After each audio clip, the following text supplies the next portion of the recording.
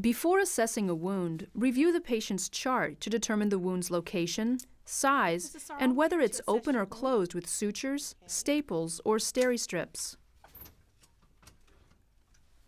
Also recall the basic types of wound healing to determine which type is present.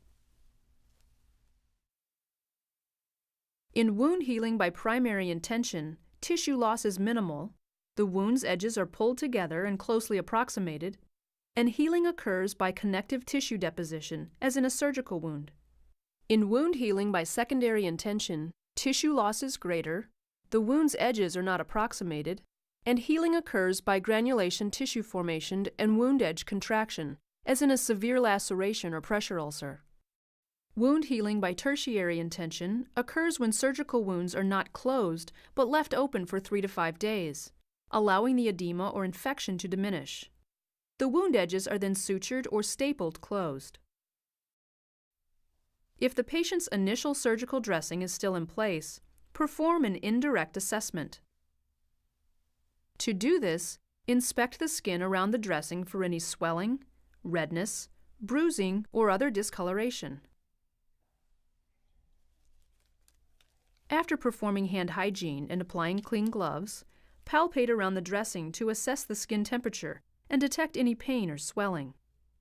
Also check the outer surface of the dressing for moisture, drainage, and bleeding. If you detect a complication, such as frank bleeding, notify the physician at once.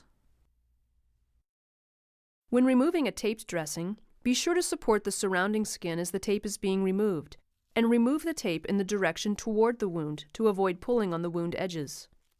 After removing the initial surgical dressing as ordered, perform a direct assessment.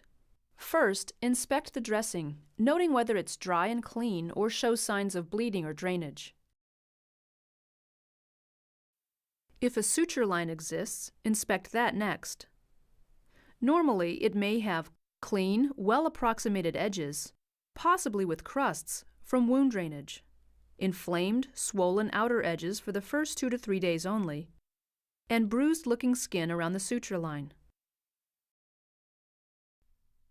Now assess for any odor and describe the wound color, which represents the balance between necrotic tissue and new scar tissue. Black wounds represent full-thickness tissue destruction, as in necrotic or desiccated tissue. Yellow wounds represent the death of subcutaneous fat tissue and muscle degeneration, as in necrotic slough and purulent drainage. Red wounds represent increased red or pink granulation tissue. Then palpate the wound edges. Note areas of localized tenderness or drainage. If you detect any drainage, note its color, consistency, and amount, which can be expressed as the percentage of the dressing saturated or the quantity of drainage, such as scant, moderate, or copious.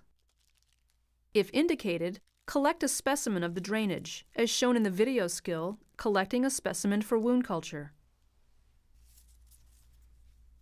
Measure the length and width of the patient's wound. Be sure to measure at the widest and longest points of the wound, using a disposable measuring tape. If the wound is oddly shaped, make a drawing or take a photograph of it. Rotate the swab along the wound's edges to determine if there are tunnels or deeper areas in the wound. Then, if appropriate, measure the wound's depth with a sterile applicator swab and convert that depth to centimeters. When you have completed your assessments, redress the wound. Okay, just about done. As part of your follow-up care, regularly document the patient's temperature and direct wound assessment findings.